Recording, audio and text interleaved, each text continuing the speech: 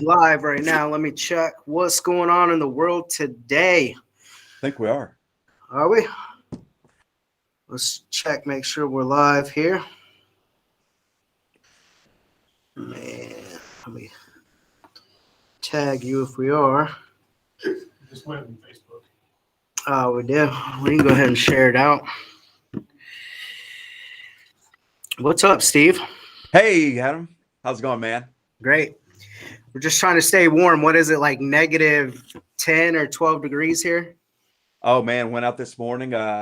Like my truck said -12 on it. So Negative 12. You weren't leaving the house today?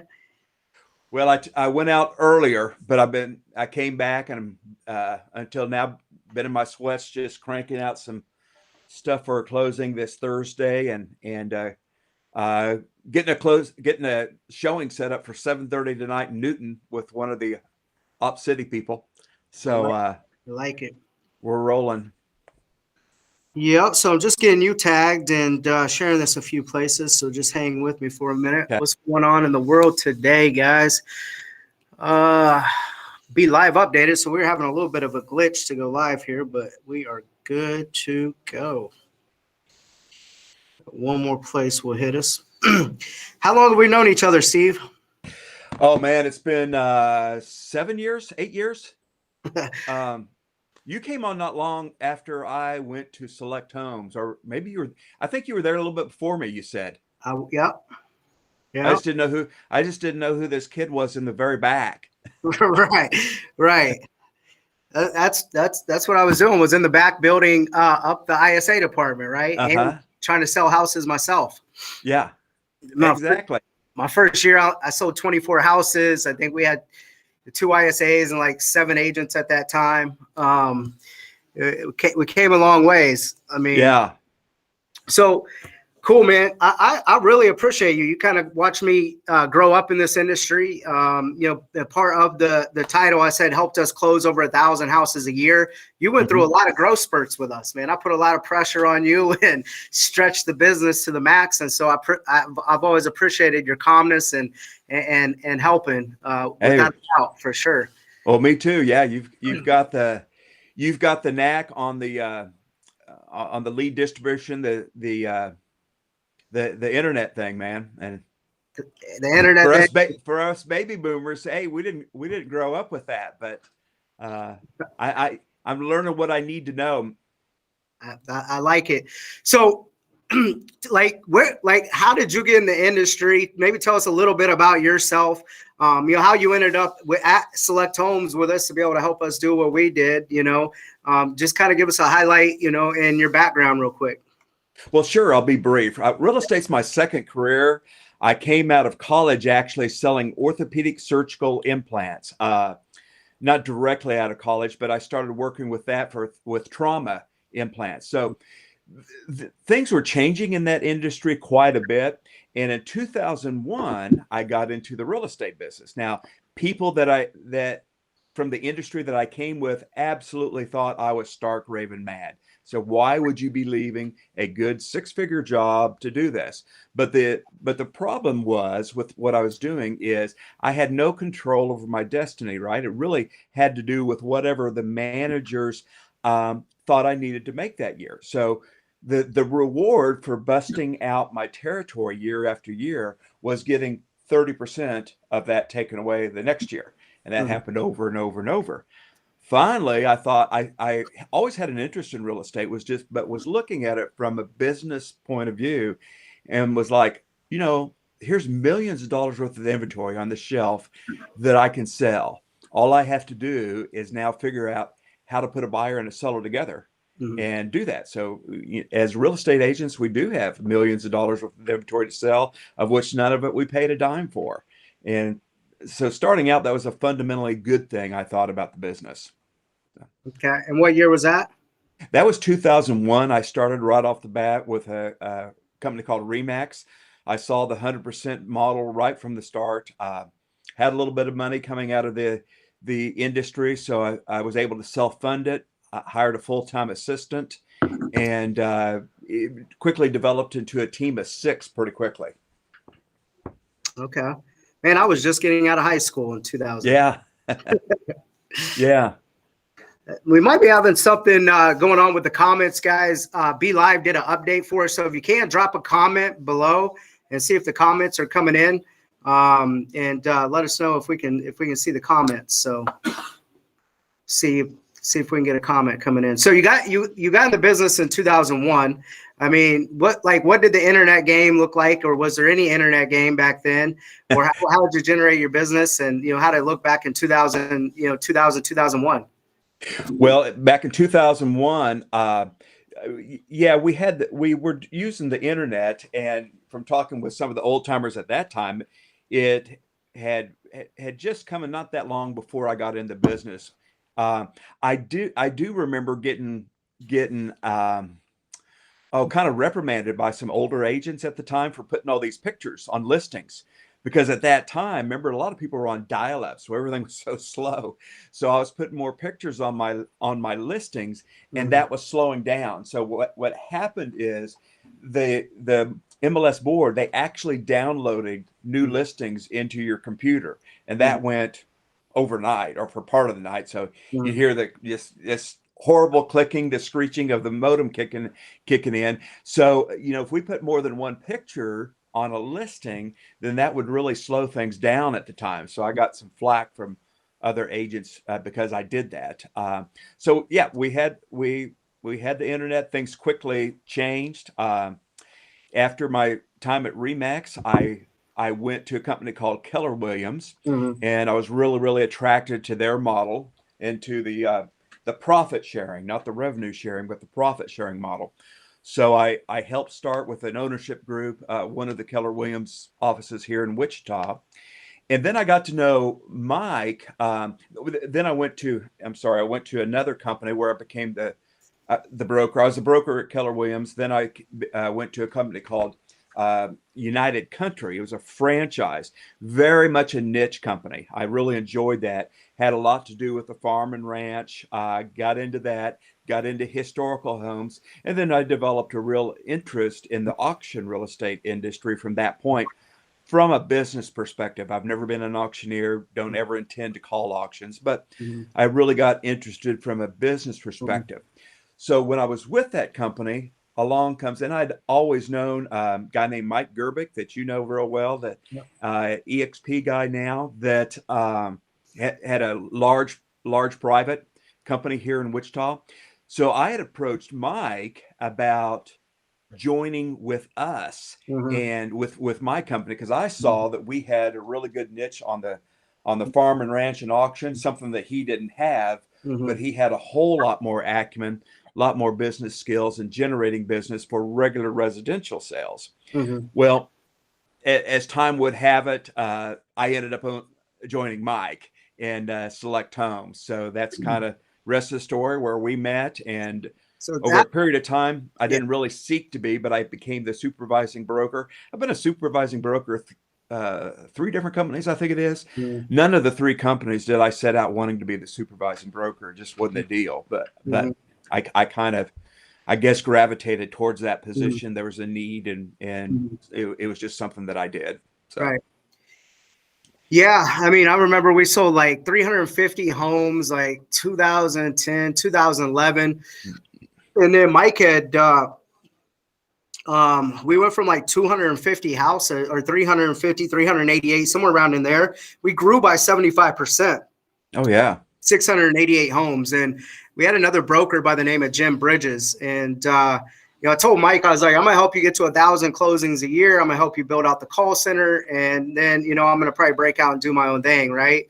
And then around that time, Mike ended up getting a deal done, with myself and, a couple of other partners that you obviously know really well. Sure. And we were in growth mode. Like, we were going to grow this thing. Right. And, and that broker just didn't want to grow the way that we wanted to grow. And so, Jim ended up leaving us. And then that's, how you came into the picture with, the vision of the auction and, other things like that. And so I think that was in 2013-ish, somewhere around in there. Yeah, it was. Yeah.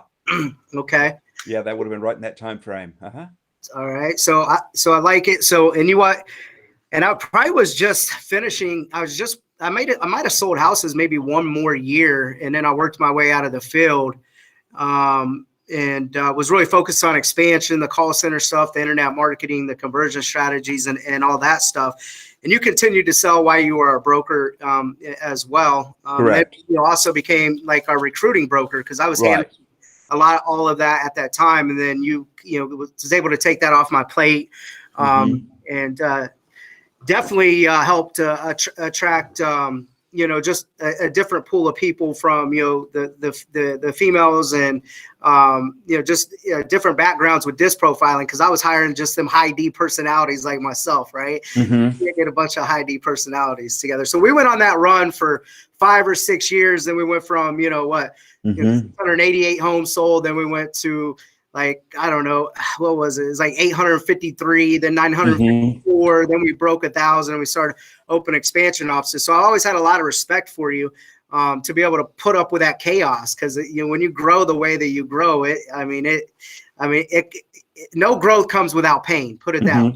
And, Well, it was hair on fire for a while, and I remember the tendency of entrepreneurial people like you, because one of the really good things about my time at Keller Williams, there really was a lot of training, a lot on the DISC system and other behavioral methodologies or testing methodologies. So kind of from a recruiting perspective, not hiring everybody that was a high D like me. I'm a DI. I mean, and they're really close. D's always been a little bit higher than the I, but if you hire everybody just like you, it doesn't work. Buyers agents tend to be super high I, not all of them, but they tend to be. Listing agents tend to have a little bit more D on their side. So just kind of knowing those behavioral types and who's best on this seat on the bus, who's not that they can't do the other thing. It's just people do have inert tendencies where they're going to function better if you give them that opportunity. And that's part of what you did there. Right. Yeah, I mean, without a doubt, I can remember when we were coaching with Bob Corcoran back in the day, and he was telling Mike Gerbic, like, you created a monster in Adam because he's going to want to be like you, right? And so I kept pushing Mike to do more and become more, and Mike gave me a lot of responsibilities, as a young guy, and I've grown a lot since you've known me, right? Hell, I've grown a lot, since I went off and added 1,300 agents with EXP. When you're thrown in that position, you're just gonna learn by failure and failing forward for sure. So I appreciate you sticking with me through all my failures, and because some people just see what's on the internet or the net result, but they don't know everything that went into it. But more importantly, they don't understand all of the talent that was around us, helping us at that time. There was tons of veterans that was contributing to that, like yourself and many others. So, we got to a point, in 2008, I ended up selling my equity piece in it. A few of us just kind of split ways, right? And kind of you left the team, but you went and, tried to do stuff at like Coldwell Banker, or where were you at the last couple of years? Right. Coldwell Banker. So, they were good to us. Nothing bad to say. Myself and my business partner. So part of my real estate business has been auctions, but that's not entirely. So my business partner and I, who's now with us at EXP, developed a separate LLC. It was a separate brokerage until just recently, where we concentrated on auction properties. So we really saw some things in the auction industry that we thought that we could plus, and kind of trying to mesh the residential retail side with the auction. They haven't tended to play real well together, the auction realtors and the residential realtors in the past. My business partner and I came from the residential side, so we weren't auctioneers trying to adapt to residential. It was kind of the other way around. So had some success with that, had some failures with that, but overall, I think that is going to be a good option for our customers. We've also learned we certainly want to listen to the customer and not dictate a methodology that we would like to have. So if they want to do a private treaty sale, that's going to be 90% of my business, and we'll do that. If if it's better for them to maybe look at an auction offering for their property, we'll do that. Part of our business going forward is offering those options to partner with other EXP agents, whether that's in the Wichita market, Kansas City market, Oklahoma City, but kind of bringing to that listing agent that may be in Kansas City, for example, hey, we've got this property. It's very, very unique. It's very unusual. Maybe it's a property that's a higher end property. A typical auction property could be a property that you think may be worth $400,000, but it's sitting in a $200,000 neighborhood.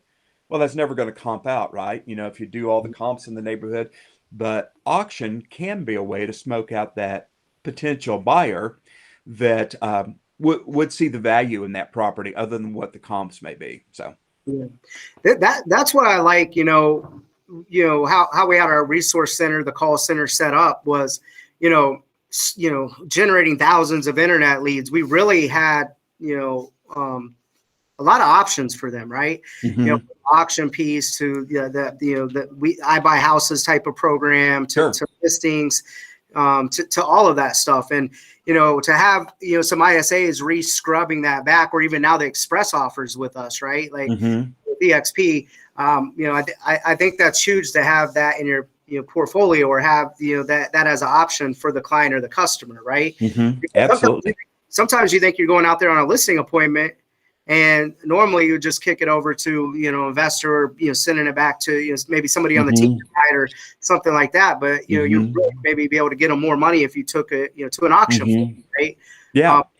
Or if you go out and you think you're going to deal with an auction, lead, it could end up becoming a listing, right? Right. Exactly. You really don't know what you're dealing with in terms of lead sources until you really get out there and look at it. And to be able to have all them different options, I love it. Being able to rebuild something like that, I think, is very, very vital. And so being able to bring that skill set back into the network, I think, is powerful. So you went and did that for, a couple years, the focus on the auction stuff, just kind of lingering out there as a, solo agent. I know you kind of had a few partners or whatever that had been, in our network for a while. So I know I talked to you about EXP when I had sold my equity, and I had this big vision. I had these big dreams, and you know what I've done before. And you're like, this kid probably, we're going to see if he's crazy or not. And you're like, I don't know. I've looked at the broker position with EXP or the regional position, and you were still kind of looking at it top down RAM model, right? Yeah.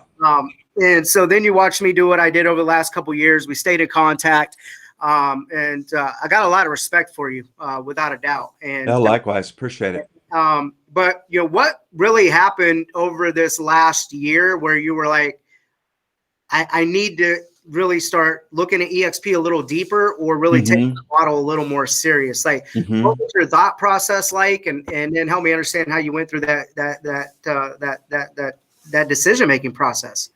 Well, absolutely. Kind of what we've come around to is what you indicated with the auction is myself and my business partner. We love the business, but the auction is a tool that's not going to be needed for every single transaction. Matter of fact, it may be needed for 1 out of 20, 1 out of 25, somewhere in there. But when you're in the business of auction, then part of my mistake and my business partner's mistake is we saw probably too many transactions, and we're thinking, okay, we've got this obscure tool here. We've got 11mm wrench that we're going to try to make work with this transaction, and it's not always the case. The difficult thing for us is to be able to communicate to the other agents. My business partner, Mike, and I don't have any problem with this because we think about auctions. But if I'm talking to a mega producer, and let's say this producer has 30 listings a month that they're putting in with their team, whatever it is. So 30 listings a month. There's a good chance we know by the numbers that 1 out of 10 of those, or 3 or 4 of those, are going to be a pretty good auction candidate just by the fact of meeting them. The challenge for us is getting that partner agent to remember at the point of sale. So, oh, Mr. and Mrs. Smith, this may be a better situation for you. We can certainly list your home the traditional way, or there may be a better way to do it with the auction method. and it gets kind of deep into the weeds for a lot of agents. It's not that they can't understand it. It's just auction is something that most agents don't deal with on a basis. We want to be able to bring that tool there that would help the other agent, and they still get their full commission. They get their brokerage credit and all that. Mhm. Now that's just on the auction side. Myself and Mike, one of the things that you asked me about bringing me back to this situation is realizing, okay, kind of stepping backwards a little bit and understanding we're real estate agents. Number one, Mhm. we are real estate agents.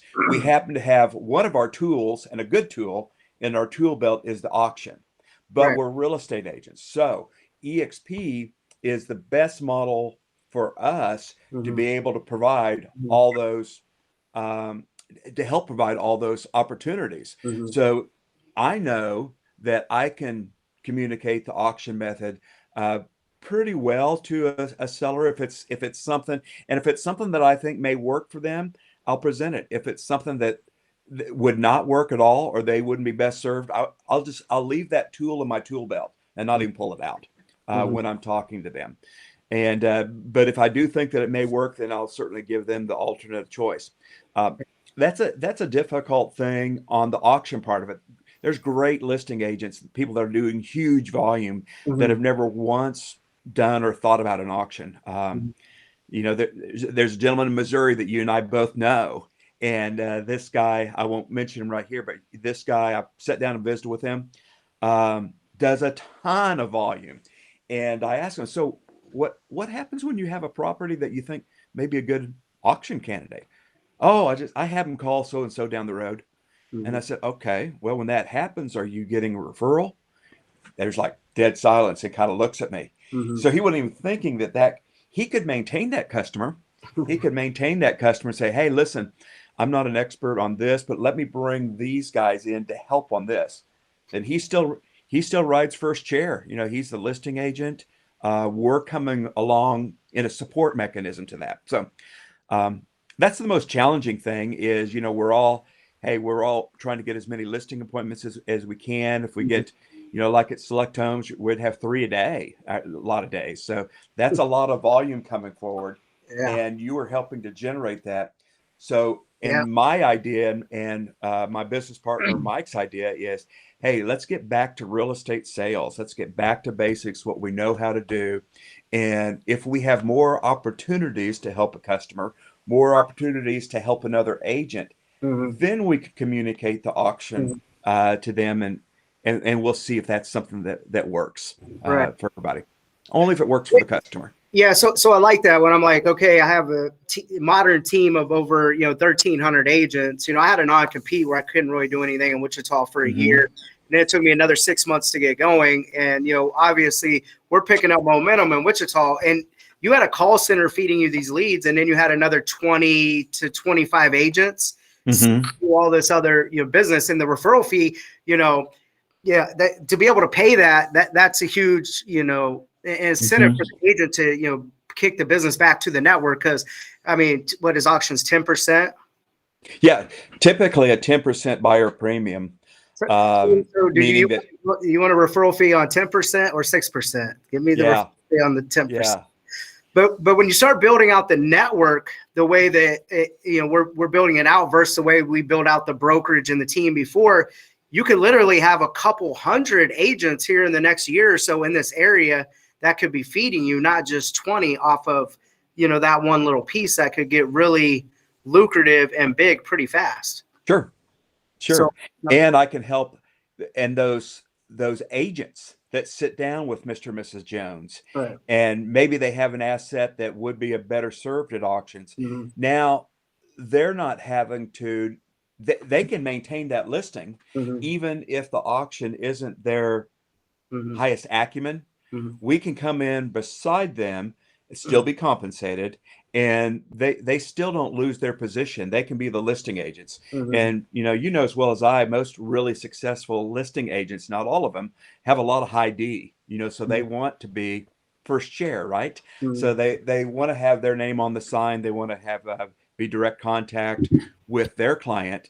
Right. So our model says, hey, you don't have to surrender your whole listing to us, and then we're going to turn around and give you, whatever, 20% back on the broker side of it. So it's a different twist on things, and we can actually work with agents, and we've done this a lot outside of our brokerage through Kansas laws, and I know Missouri has some similar ways. Even though Missouri has dual agency, it's actually easier in Missouri than it is in Kansas. But we're going to comply with the local real estate laws, the state real estate laws, wherever we are. But we're able to do this and stay compliant with the Kansas Real Estate Commission in our neck of the woods. I like it. Got broker lingo. I know. Let's generate a lead. Let's convert it. How many times can we do this over and over again?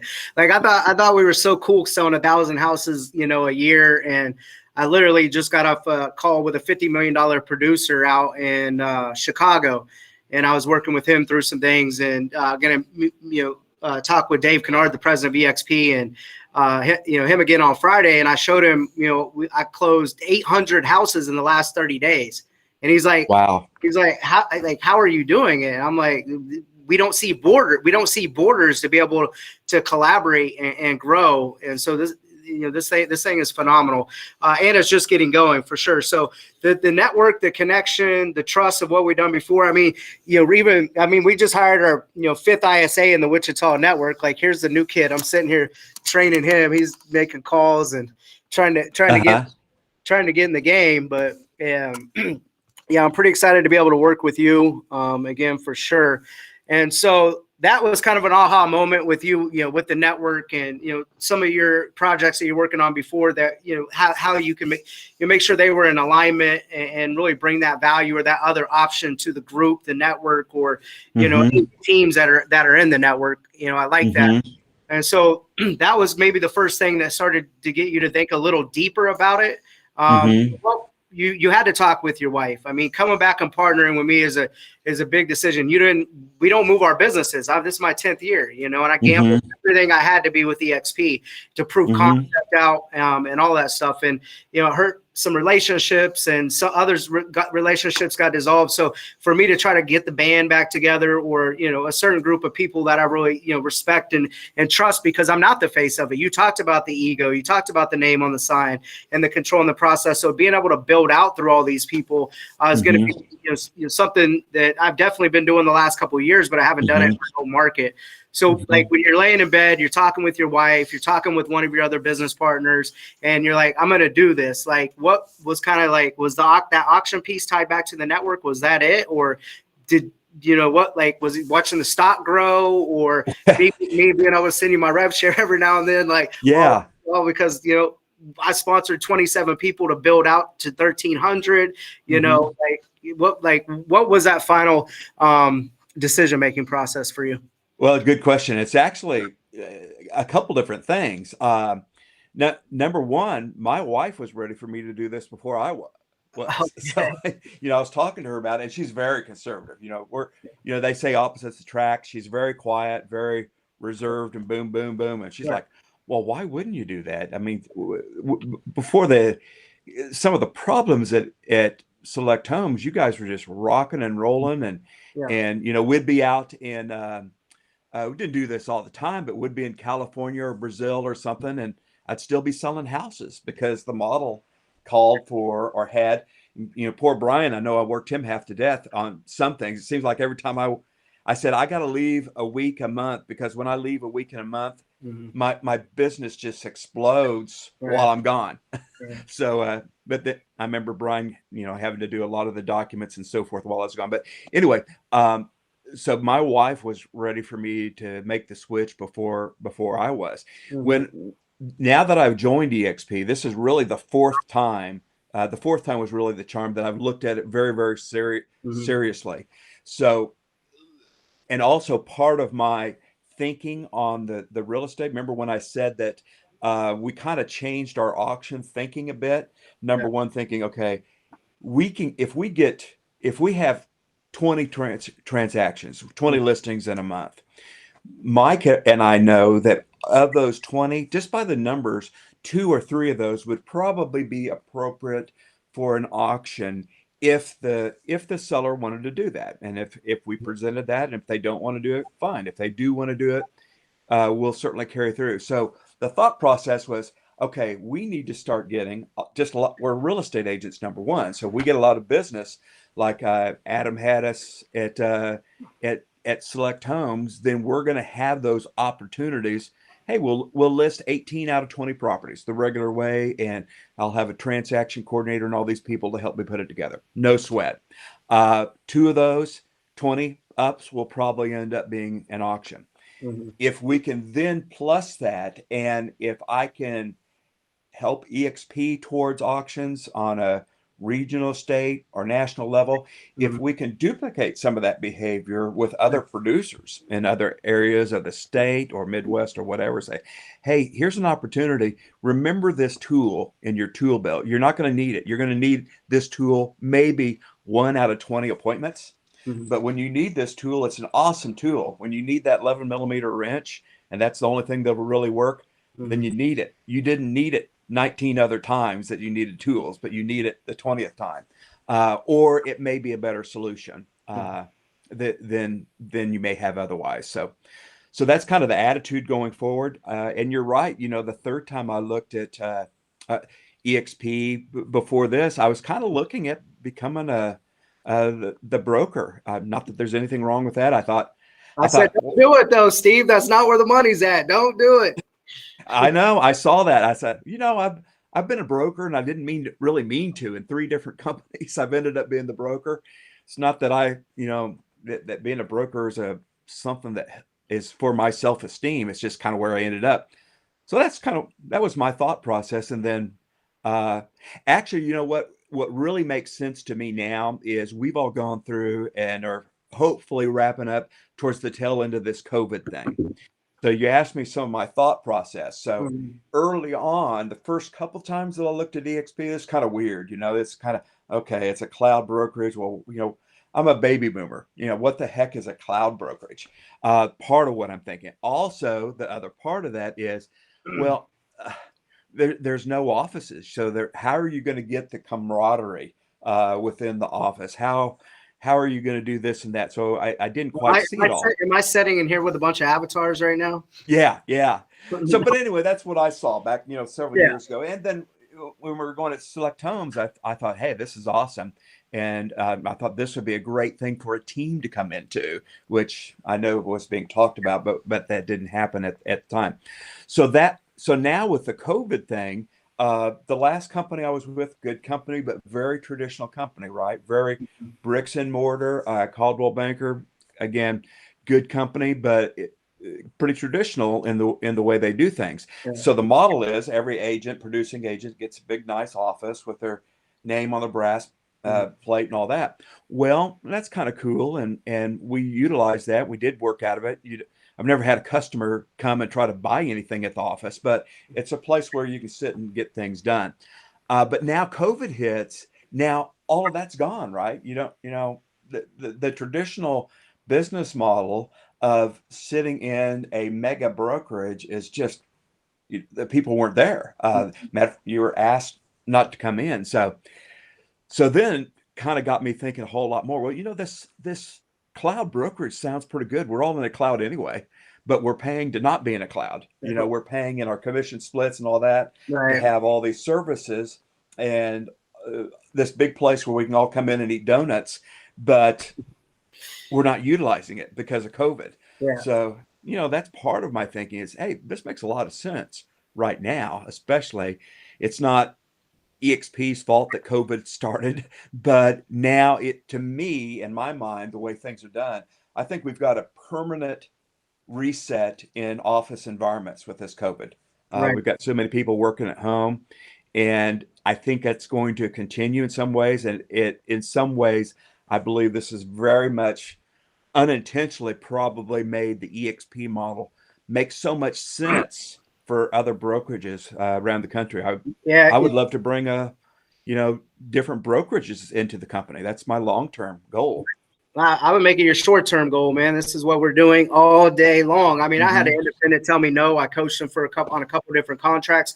COVID hit, and he saw us, continuously growing by 7% profitability a month, like my modern team, right? And so he made the jump. And I've heard Glenn, the founder of EXP, say that COVID helped accelerate the cloud brokerage and how people look at the work environment by like 7 years, so Okay. we're going to get there, but it just expedited it there. So now I'm telling you, yeah. So now I never talked to Glenn. I've never talked to him, but right. I saw that as an agent with quite a few, 20 years experience now that, that it's a new world. Right. I'm a baby boomer. I've got some gray hair, but I can kind of see trends.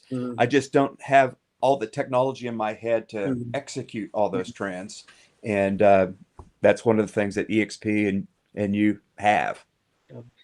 I like it. So, I mean, we're pushing 35 minutes here. I think we've had some major technical issues, like with lagginess on the internet. We'll see how it formats and how the replay goes. But so, being able to have a larger vision and tap into more people in the network to help feed the auction stuff, paying referral fees back as, we're growing this out. And then also, as I'm growing up and down the Midwest, being able to bring that other value to the partners or talk about that, that's definitely an interesting concept.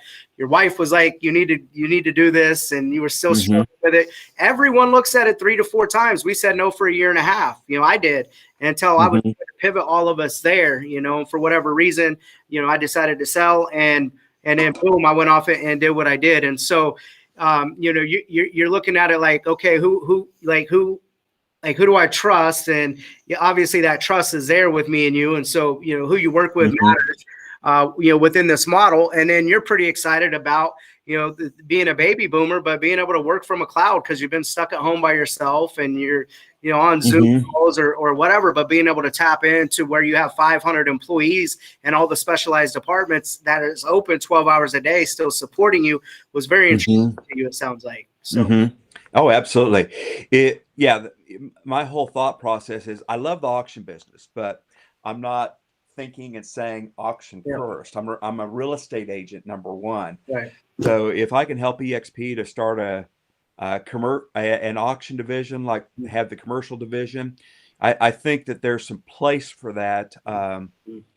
In my short period of time, it certainly looks like there's a lot of thinking outside the box, and EXP already has the technology platform that would support where auctions are going with online and all that type of thing. So I know a lot of people in my network are, will watch this. I don't know how laggy we've been. I got poor internet service. For the people watching this on the internet, we're froze in pretty much here in the Midwest, or at least here in Kansas. And we've had a power shortage, I guess is the best way of putting it, because everybody's their furnaces extra overtime or whatever. So hopefully you guys were able to get some out of this. But if the people that are in my network, if you're interested in auctions or how you could tap in with Steve and maybe start to refer business to him or whatever, from my Kansas City people to my Missouri people, and talk through some of this stuff, how can they get a hold of you, Steve? Facebook? I mean, what's your means of communication? Yeah, Facebook, US Auction Team, usauctionteam.com. We've got a website for the company, or they can call me directly. 316-655-6455, call or text. And we can help put something together. I like it.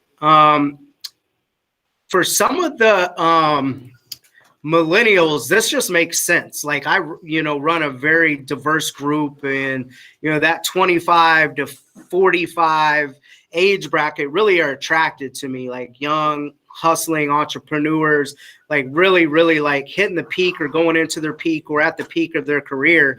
And there is a lot of pushback from the older the older generation, right? Like they feel like they're giving something up, or they need the brick and mortar. A lot of my big teams, or the brokers that folded into EXP, they kept their offices or they expanded their brick and mortar. It just doesn't mean EXP has to carry that overhead, right? You still need collaboration, you still need training, but the cloud office powers our business, right?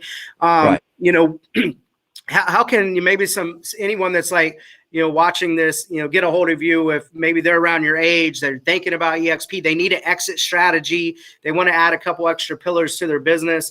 How can they get a hold of you through the same measures? Maybe, not the auction site, but how can they get a hold of you if they have questions about EXP, or if they got limiting beliefs or whatever, with the senior crowd, how can they get a hold of you to gain more clarity? Sure. Or what you experienced? They can call or text. I do text, even though I'm 60 years old. Okay. I text all the time. Had to learn the new technology. And what I don't understand, which is a lot of the technology, I hire out.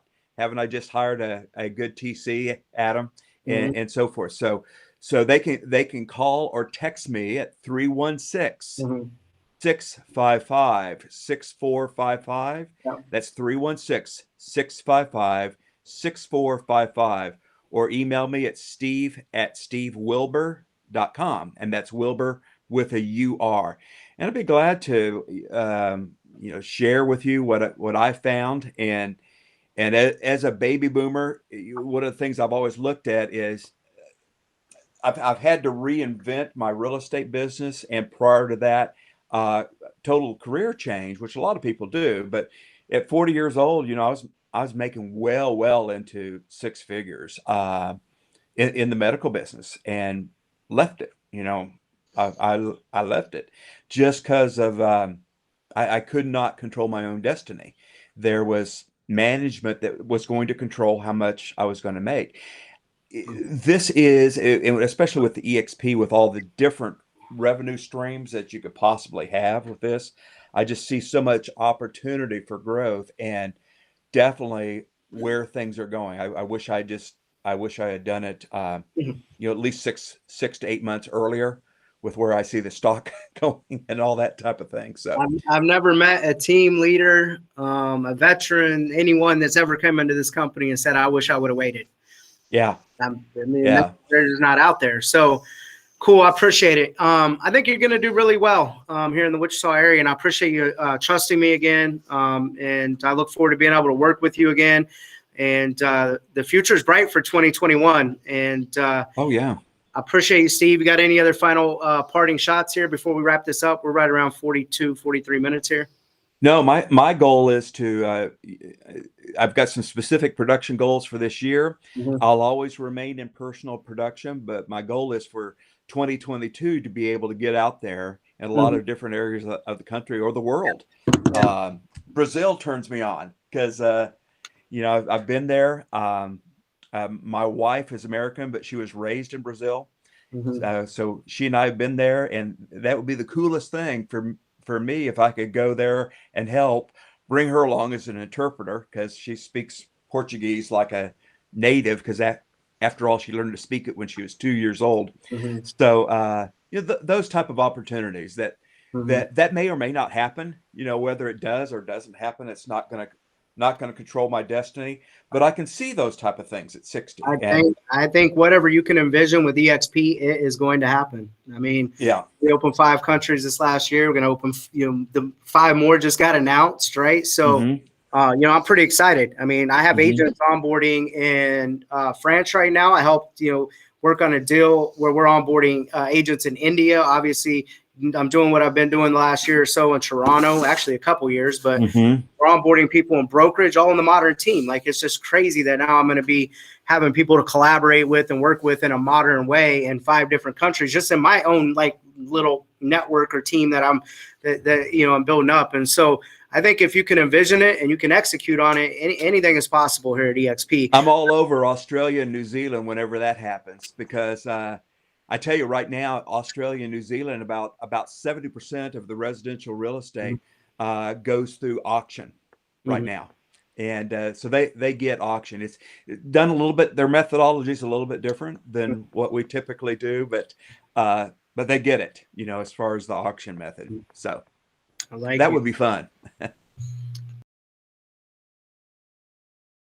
That's it. It's going to be fun. Making real estate fun again, guys. All right. Questions, especially, some of the older agents, maybe you have a blind spot. Maybe, Steve could shed some light on it, or maybe you have a limiting belief.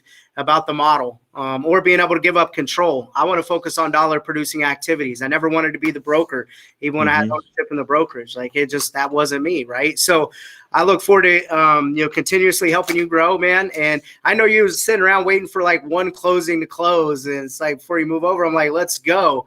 And I know. And I know everybody does that. And I you know what? That one closing never closed. Oh, It was a bad deal from the start.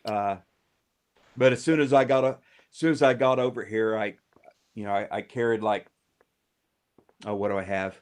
Not quite 1 million, but a few listings out there. And our average sales price is what? 160, 170,000. So 187,000, I think it is. Yeah, you moved over, and one of the other partners told me, they're like, "What is Steve doing, man? He's carrying a sign out almost every day, or got something going on." I'm like, just make the move, just do it. Let's get the business rolling. So, Steve, I appreciate you. We're right at the 45-minute mark, and all right, this was not laggy, or hopefully it formats correctly. Once it downloads to Facebook. I apologize, guys, with our internet connection here in the Midwest. I appreciate you guys. Steve, I appreciate Thanks, Adam. you guys have a good day.